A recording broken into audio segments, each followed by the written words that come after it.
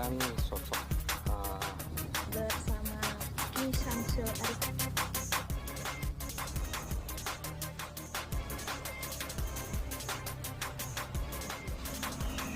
sebelah mana tadi N?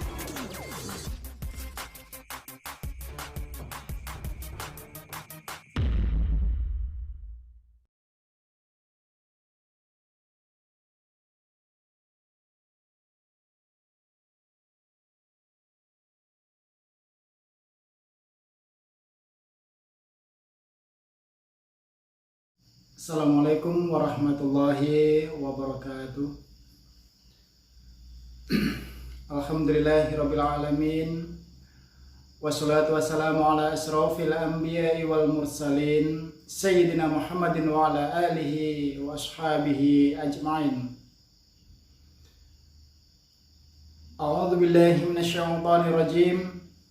Wal 'asri innal insana lafi khusrin illal ladzina amanu wa 'amilus sholihat wa tawassaw bil haqq wa tawassaw bis sabr. Shadaqallahul aliyyil azim. Sahabat KSA, pada kesempatan hari ini saya Ki Syamsul Arifin ingin mengucapkan minal aidin wal faidin, mohon maaf lahir dan batin.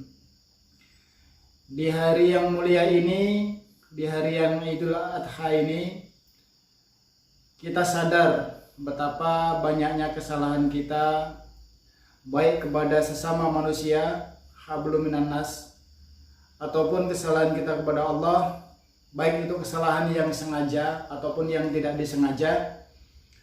Mohon kiranya kita diampunkan oleh Allah atas segala kesalahan-kesalahan dan dosa-dosa yang kita lakukan. Dan sentiasa Allah akan ampunkan segala kesalahan-kesalahan kita. Amin ya Allah ya rabbal alamin. Sahabat KSA, pada kesempatan hari ini kita di hari Lebaran ini ya, kita tidak syuting dulu untuk mengungkap satu misteri ya, atau eksperimen dengan dunia abstrak ya. Tapi di sini sedikit saya akan menyampaikan ya, bukan menggurui tapi menyampaikan yang saya tahu ya, yang saya tahu. Kebetulan ini masih suasana hari raya Idul Adha ya. Allahu akbar, Allahu akbar, Allahu akbar. La ilaha illallah, Allahu akbar. Allahu akbar walillahil hamd. Ya, saudara-saudaraku kaum muslimin, pecinta KSA channel ya. Di sini kita tahu setiap hari raya kurban ya, hari raya Idul Adha, kita pasti akan melaksanakan kurban. Yang mana hari raya kurban ini adalah hari raya yang kita itu berkorban ya, atas harta kita di jalan Allah. Tapi sejatinya kurban di sini bukan besar kecilnya yang kita korbankan, tapi seberapa ikhlas hati kita berkorban di jalan Allah Subhanahu wa taala. Ini ada satu cerita ya, yang saya kasih judul yaitu berhaji tidak harus ke Mekah. Nah, jadi ceritanya berhaji tidak harus ke Mekah ya. Adalah suatu riwayat ya, yang diceritakan oleh Abu Lahmah ya, yang diceritakan oleh Abu Lahmah Abdullah Mubarak. Beliau adalah seorang ulama yang terkenal di kota Mekah ya. Pada suatu ketika setelah selesai melaksanakan salah satu ritual haji, beliau tertidur ya. Yaitu Lahmah Abdullah Mubarak ini tertidur setelah selesai melakukan ritual haji. Nah, suatu ketika di saat beliau ini tidur, beliau bermimpi. Beliau bermimpi bahwasanya ada dua malaikat yang turun, ya. Kemudian dia bercerita atau ngobrol, ya. Malaikat itu ngobrol gitu. Sementara Lahmah Abdullah Mubarak ini mendengarkan obrolan dua malaikat tersebut. Malaikat yang satu bertanya kepada malaikat yang lainnya, tahun ini ada berapa orangkah yang sedang melaksanakan haji? Maka malaikat yang satunya lagi menjawab, berkisar 7.000 orang. Jadi yang berhaji di tahun ini yaitu 7.000 orang. Terus malaikat yang satu lagi bertanya, kira-kira ada berapakah pahala yang didapat, atau yang ada berapa orangkah yang dapat pahala hajinya? Maka malaikat yang satu lagi menjawab lagi, tidak satu pun mereka dapat pahala, tidak satu pun haji mereka diterima. Lah, jadi yang namanya ulama besar Makkah tadi, ya, Abdullah Mubarak tadi itu terkejut, kaget gitu loh, sampai dia mencucurkan air matanya. Dia bergumam dalam hati, dari berbagai penjuru dunia dengan susah payah dia berkumpul, jauh-jauh dia berkumpul, ya. Tidak gampang untuk mengumpulkan dana haji, uang haji. Dia ingin berhaji, jauh-jauh dia datang ke Mekah. Kalau hanya sia-sia, ternyata mereka sia-sia. Menangislah ulama besar Mekah ini, sedih. Terus kemudian malaikat itu menambahkan lagi ucapannya, tapi ada satu orang yang tidak berhaji tapi diberikan pahala haji. Dia tidak berhaji tapi diberikan pahala haji, sehingga dengan satu orang tersebut 7.000 orang tadi hajinya diterima oleh Allah dan mendapatkan pahala. Loh, jadi malaikat yang satu lagi terkejut dan bertanya, siapakah orang tersebut? Dia bernama Sa'id bin Muhabbah, sahabat KSA yang beriman. Jadi heranlah salah satu malaikat tadi, kok bisa gitu? Siapakah Sa'id bin Muhabbah ini? Maka malaikat yang satu lagi menjawab, Sa'id bin Muhabbah ini tinggal di Damaskus, ya, Syria. Maka setelah mendengar ucapan malaikat tadi, ulama besar tadi, Salmah Abdullah Mubarak, dia terbangun dari mimpinya. Dia terheran-heran, siapa Sa'id bin Muhabbah ini? Siapa Sa'id bin Muhabbah ini? sehingga dia selesai melaksanakan ibadah hajinya, dia nggak langsung pulang, ya, dia nggak langsung pulang, dia langsung berangkat menuju Damaskus, Syria. Dicarinya ini orang, apa amalan dia kok bisa hajinya diterima padahal dia belum berhaji, gitu. Dicarinya itu yang namanya Sa'id bin Muhabbah, sahabat yang beriman, pecinta KSA Channel. Jadi dengan rasa yang penasaran tinggi, akhirnya sampailah ya ulama besar tadi, Salmah Abdullah Mubarak tadi, sampai di Damaskus, kota Syria. Ya, sesampainya di sana, setiap penjahit sepatu, ya, soal sepatu tadi dicarinya, ditanyainya. Ya, setiap penjahit sepatu dicari dan ditanyainya. Ya. Adakah Anda Sa'id Al-Muhabbah? Bukan. Apakah Anda kenal dengan Sa'id bin Muhabbah? Tidak.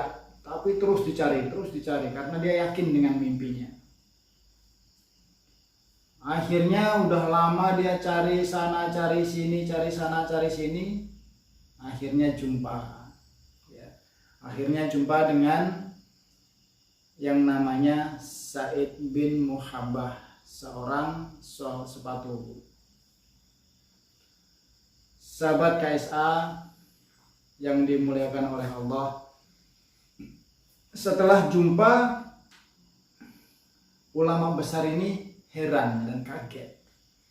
Dijumpainya dia tidak pakai terumpah. Dijumpainya dia itu dalam keadaan berpakaian yang amat lusuh. Ya. Dari penampilannya, ulama besar ini sudah bisa mengisyaratkan bahwa yang ditemuinya ternyata adalah orang yang tidak mampu, orang miskin. Kemudian ulama besar tadi, ya, bertanya, "Assalamualaikum." Dijawab sama Sa'id bin Muhabbah, "Waalaikumsalam." "Apakah Anda yang bernama Sa'id bin Muhabbah?" "Iya Tuan, saya adalah Sa'id bin Muhabbah." "Lah, Tuan ini siapa?" Maka ulama tadi menjawab, "Saya adalah Salmah Abdullah Mubarak." Saking kagetnya Sa'id bin Muhabbah tadi itu, langsung dia itu merasa girang, merasa senang, merasa bangga luar biasa. Sebab apa? Sebab dia yang ada di depannya ini adalah sosok ulama besar Mekah, ya, sosok ulama besar Mekah, yaitu Abu Salmah Abdullah Al-Mubarak. Ya. Jadi saking senangnya, ada apa gerangan, ya, dalam hatinya tuh bergumam, ada apa ini? Kok sampai ulama besar datang ke saya, gitu, kata Sa'id bin Muhabbah tadi. Terus ulama besar tadi bertanya, adakah ibadah-ibadah Anda yang membuat Anda itu berhaji dan haji Anda itu mabrur? Apakah yang Anda perbuat, apakah ibadah yang Anda perbuat sehingga ibadah haji Anda itu mabrur? Kemudian Sa'id bin Muhabbah heran gitu loh. Loh, saya belum haji gitu. Saya belum haji gitu. Kenapa ini ulama besar kok bertanya seperti itu? Karena dia bingung, maka dia jawab, "Saya tidak tahu Tuan." Kemudian ulama besar tadi bertanya gitu, bertanya lagi gitu loh. "Wahai Sa'id, ya, coba ceritakan tentang kehidupanmu, karena saya ingin tahu tentang kehidupanmu. Ceritakan kepada saya bagaimana amalanmu dan bagaimana kehidupanmu. Disinilah baru Said bercerita, ya, Said bin Muhabbah bercerita, saya seorang miskin di kota ini dan pekerjaan saya adalah penjahit sepatu atau tukang sol sepatu. Saya sangat ingin sekali berhaji. Setiap tahun saya merindukan kalimat labbaik Allahumma labbaik, labbaik syarika laka labbaik, innal hamda wan ni'mata laka wal mulk la syarikalah. Jadi saya merindukan kalimat-kalimat itu. Saya merindukan Mekah, saya merindukan tawaf, saya merindukan Hajar Aswad. Makanya setiap hari dari hasil saya menjahit sepatu itu saya sisihkan sedikit demi sedikit, karena penghasilan juga sedikit. Untuk makan sama anak istrinya disisihkan, kemudian disisihkan sedikit untuk bisa berangkat haji. Sahabat KSA yang dimuliakan oleh Allah Subhanahu wa taala, dari cerita saya tadi yang merindukan, ya Allah, aku datang memenuhi panggilanmu ya Allah. Tiada sekutu bagimu ya Allah. Segala nikmat adalah kepunyaanmu ya Allah. Dan kekuasaanmu, dan tiada sekutu bagimu ya Allah. Dia ingin berhaji dan ingin dia mengucap labbaik Allahumma labbaik. Sahabat KSA yang dimuliakan oleh Allah, jadi kata Said, setiap aku mendengar kalimat tersebut aku menangis, wahai ulama. Ya Allah, aku rindu Mekah. Ya Allah, aku rindu melihat Ka'bah.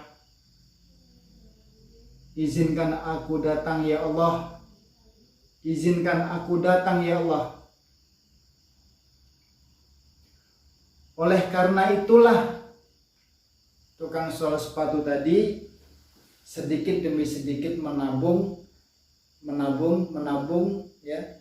Setiap hari, tahun berganti tahun, dan akhirnya bisa terkumpul kurang lebih 350 dirham. Pada saat itu bisa digunakan untuk ongkos berhaji.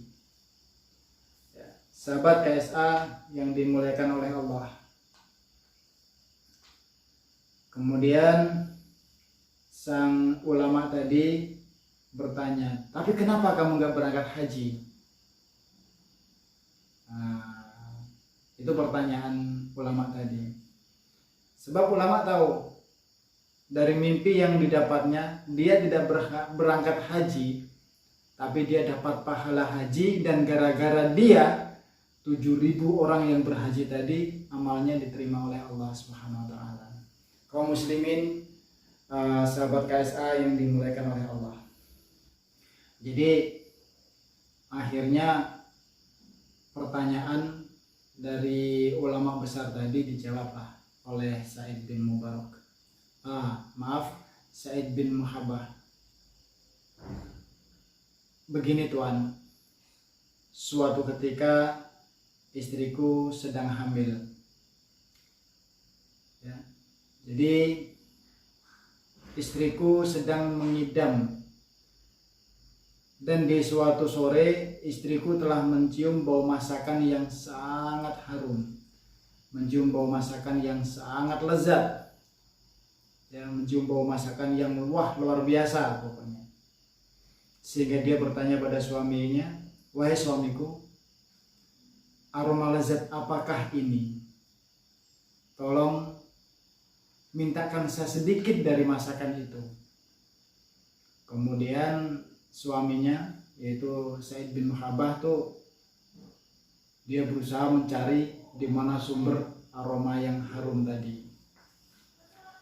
Sahabat KSA yang dimuliakan oleh Allah, inilah seorang suami itu harus siaga, ya. Apapun yang dibutuhkan oleh istri, dia tetap siaga, ya, siap antara jaga. Jadi dia mencarikan apa yang diminta oleh istrinya tersebut. Sahabat KSA yang dimuliakan Allah, setelah dia mencari apa yang sedang diinginkan oleh istrinya, akhirnya ketemu.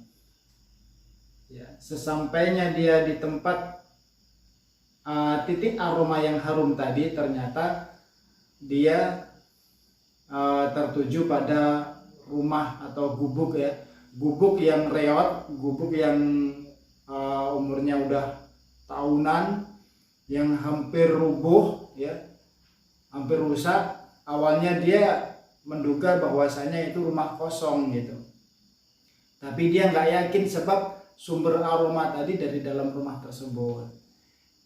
Setelah didatanginya, ternyata ada seorang janda yang memiliki 6 orang anak. Mereka sedang kelaparan. Nah, si mamanya tadi, ya, yang mempunyai 6 anak yang saat itu sedang mengalami yatim, ya, itu sedang memasak. Kebetulan lagi memasak daging, ya, daging. Jadi ini suasana Lebaran, hari raya Idul Adha, ya, ceritanya masak daging lah kita ini.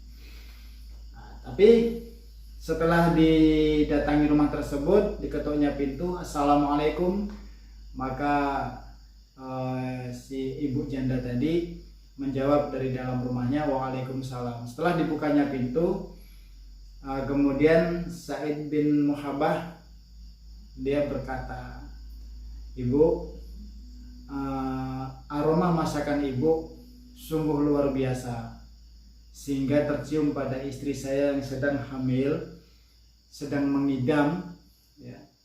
Saya diperintahkan untuk meminta sedikit dari masakan ibu. Maka seorang janda tadi dia terdiam sambil memandangi Sa'id bin Muhabbah.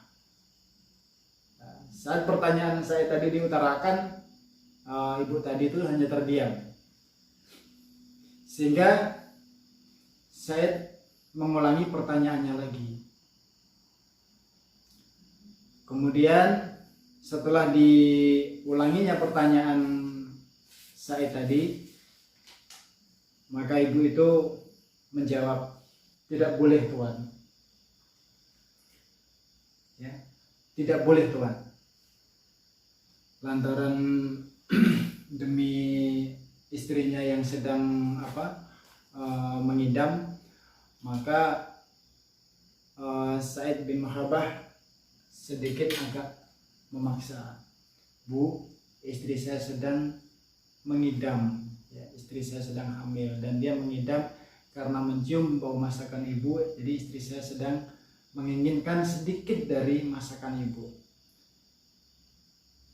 Akhirnya ibu janda tadi menangis, ya, seraya dia berkata, masakan ini halal untukku, tapi haram untuk tuan. Maka Sa'id bin Muhabbah terheran-heran, kok bisa itu? Kok bisa? Makanan yang halal kok bisa dia berucap haram untuk saya? padahal kan sama-sama muslim gitu. Jadi kalau halal sama dia berarti ya halal untuk kita kan gitu seharusnya. Tapi kenapa halal untuk dia, haram untuk kita? Sahabat KSA yang dimuliakan oleh Allah Subhanahu wa taala. Sehingga mempertegas, kenapa Bu? Allah kan sudah menghalalkan apa masakan yang mau kita makan. Kenapa Ibu menghalalkan untuk Ibu sementara diharamkan untuk saya? Kemudian Ibu itu baru bercerita sambil meneteskan air matanya. Wahai Tuhan,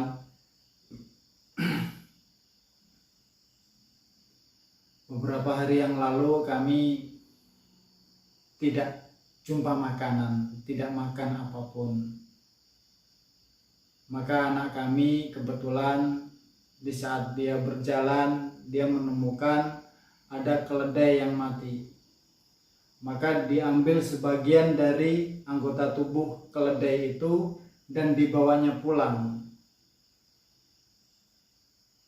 Sehingga sesampai di rumah kami masak.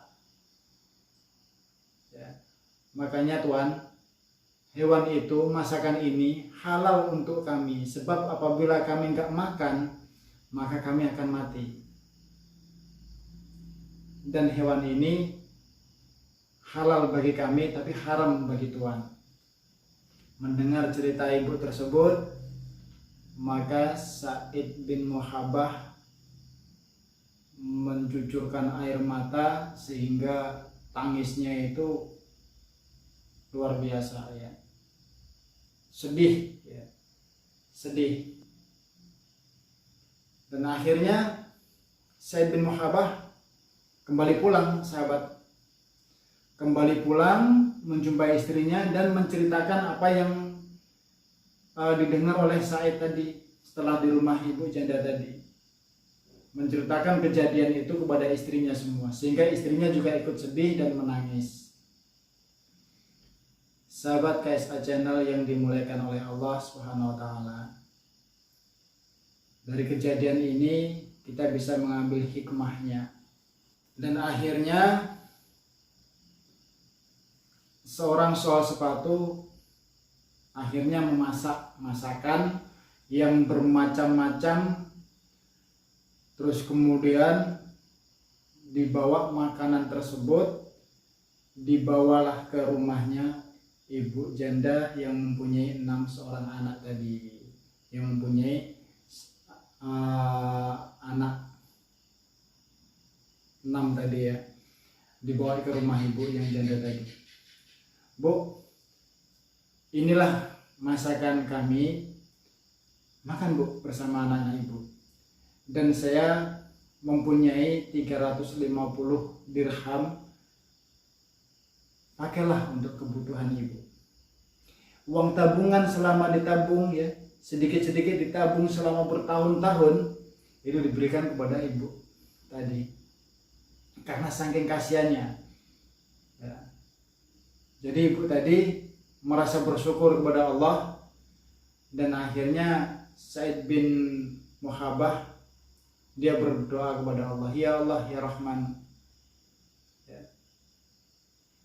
disinilah hajiku ya Allah. Rumah gubuk inilah Ka'bahku.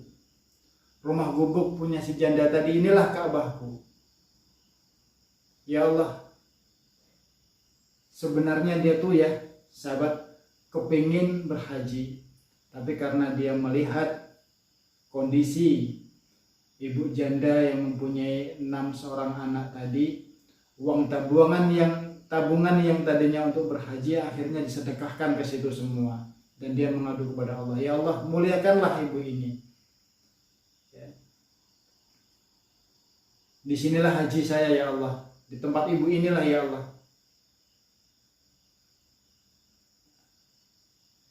Jadi hati siapa yang enggak miris mendengar seperti ini. Luar biasa memang Said bin Muhabbah, sehingga Allah mengabulkan doanya. Allah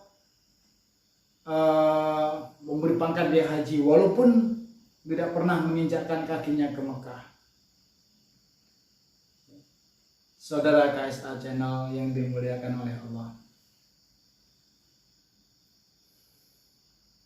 Dari cerita di atas, ya, dari cerita yang di atas menekankan bahwa berkorban bukanlah ritual tanpa makna, tetapi hakikat berkorban adalah mengajarkan kepada kita agar mampu menggugah suara hati yang paling dalam, ya, sehingga menyadarkan kepada kita semua bagaimana membangkitkan kepedulian dan kepekaan sosial untuk berbagi kepada sesama.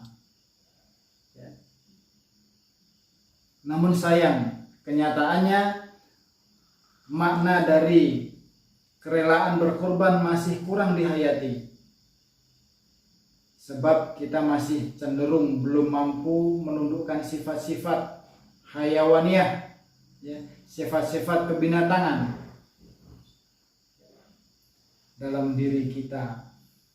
Sahabat KSA channel yang dimuliakan oleh Allah, kebinatangan yang ada dalam diri kita, ya, dan nafsu-nafsu yang belum bisa kita kendalikan, ya, nafsu syahwiyah, ya, yang mendorong manusia ke arah kekejian, yang ingin menang sendiri walaupun dengan menginjak-injak orang lain, ya, ingin bangkit tapi menyikut saudaranya, ya, ingin terkenal tapi menjatuhkan orang lain.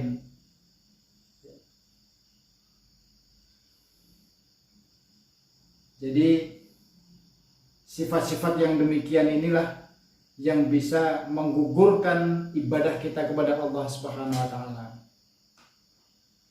Ya.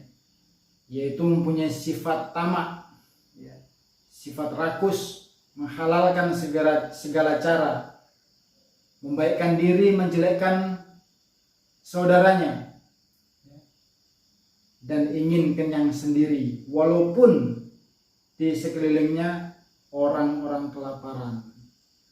Ya. Hikmah ini yang diajarkan dalam berkurban, sebagaimana firman Allah dalam surat Al-Hajj ayat 37 yang artinya daging-daging hewan kurban dan darah itu sekali-kali tidak bisa mencapai keridhaan Allah, ya, tetapi ketakwaan kamulah yang dapat mencapainya. Al-Hajj 37.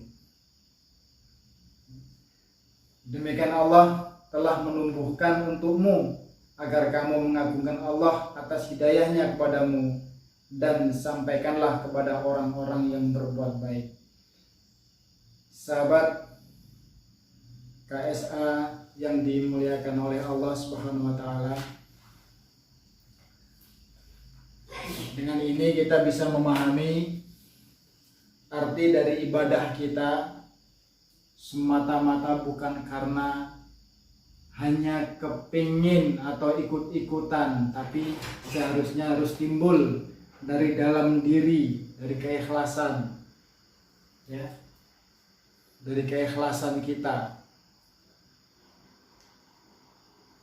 Maka kita harus perbaiki diri, yaitu dalam segi ibadah, ya, dalam segi apapun, hablum minan nas wa hablum minallah, itu harus tetap kita jaga. Jangan karena ingin naik tapi menjatuhkan sahabatnya. Kaum muslimin, sahabat KSA yang dimuliakan oleh Allah Subhanahu wa taala. Ingat, wal asr innal insana lafi khusrin illal ladzina amanu wa amilus sholihat wa tawassaw bil haqq wa tawassaw bis sabr. Demi masa, sesungguhnya suatu ketika manusia di dalam kerugian besar. Illal ladzina amanu, kecuali orang-orang yang beriman atas mereka. Wa amilus sholihat, dan beramal soleh. Wa tawassaw bil haq, dan nasihat menasihati dalam kebenaran. Wa tawassaw bis sabr, dan nasihat menasihati di dalam kesabaran. Makanya dengan ayat ini kita bisa menjadikan satu peringatan bagi kita, sehingga kita tetap ingat kepada Allah, istiqomah, dan jangan sampai melakukan kesalahan atau di dalam hati kita ada sifat-sifat yang dimurkai oleh Allah Subhanahu wa taala. Mungkin itu dulu sahabat KSA. Insyaallah kita akan coba untuk bisa mengintrospeksi diri menjadi yang lebih baik. Caranya bagaimana Ki? Sebenarnya cukup mudah bagi awal kalau memang bingung untuk bagaimana cara berbuat baik. Caranya cukup begini saja. Lihat aja lah di hari ini apa yang tidak baik sama kita, atau kita sudah berbuat baik apa hari ini, maka besok harus kita tambah perbuatan baik kita. Jadi intinya kalau bisa hari ini harus lebih baik dari hari semalam. Begitu seterusnya, besok harus lebih baik dari hari ini. Itu aja. Dari hal ibadah, dari hal hablum minan nas, hubungan sosial, ya. Terus kemudian apabila saya belum bisa coba niat ikhlas karena Allah, mulai sekarang kita ikhlas karena Allah Subhanahu wa taala. Inna sholati, sesungguhnya sholatku, wa nusuki, dan ibadahku, wa mahyaya, dan hidupku, wa mamati, dan matiku, lillahi rabbil alamin. Segala sesuatu pekerjaan apapun, ya, niatkan karena ibadah. Bekerja, memberikan nafkah untuk anak dan istri, niatkan kepada Allah. Ibadah karena Allah Subhanahu wa taala. Saya Samsul Arifin, wabillahi taufiq wal hidayah, waridha wal inayah. Assalamualaikum warahmatullahi wabarakatuh. Allahu akbar, Allahu akbar, Allahu akbar. La ilaha illallah, wallahu akbar. Allahu akbar walillahil hamd.